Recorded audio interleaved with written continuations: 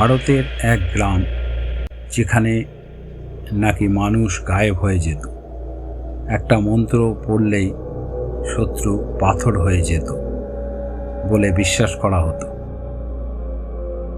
আজও সেখানে লুকিয়ে আছে প্রাচীন কালো জাদুর রহস্য। এই গ্রামটার নাম মায়াং, আসাম। আসামের ব্রহ্মপুত্র নদীর তীরে অবস্থিত ছোট্ট গ্রাম মায়াং।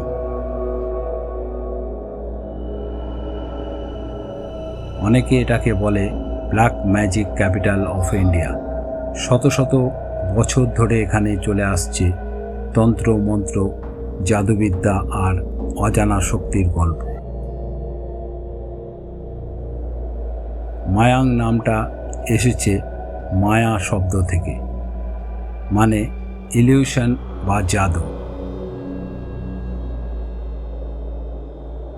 প্রাচীনকালে এই গ্রামে তান্ত্রিকরা নাকি এমন মন্ত্র জানত যার সাহায্যে মানুষকে পশু বানানো বা অদৃশ্য করে দেওয়া সম্ভব ছিল।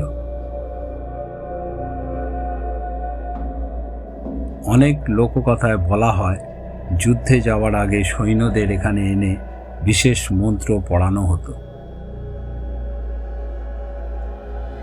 কালো জাদুর বাস্তবতা।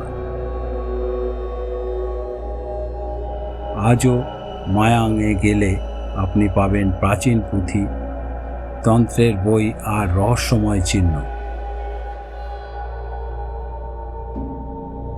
এখানকার কিছু মানুষ দাবি করেন তারা এখনও কিছু মন্ত্র জানেন, তবে এখন আর সেগুলো খারাপ কাজে ব্যবহার হয় না।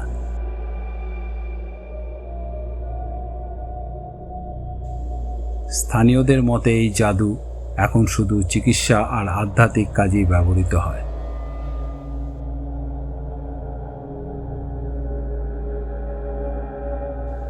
বর্তমান মায়াং।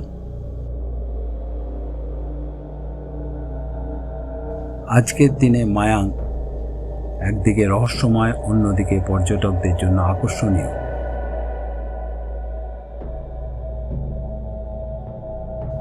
এখানে একটি মায়াং সেন্ট্রাল মিউজিয়াম আছে,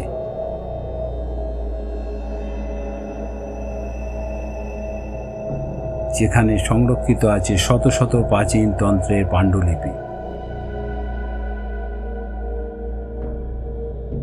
অনেক পর্যটক শুধু কৌতূহল থেকে এখানে আসে। কেউ সত্যি বিশ্বাস করে, কেউ আবার সবকিছু মিথ বলে উড়িয়ে দেয়।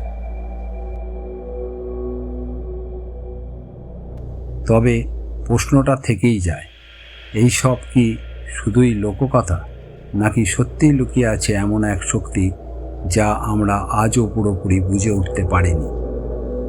আপনি কি বিশ্বাস করেন কালো জাদু সত্যি? কমেন্টে জানাতে ভুলবেন না।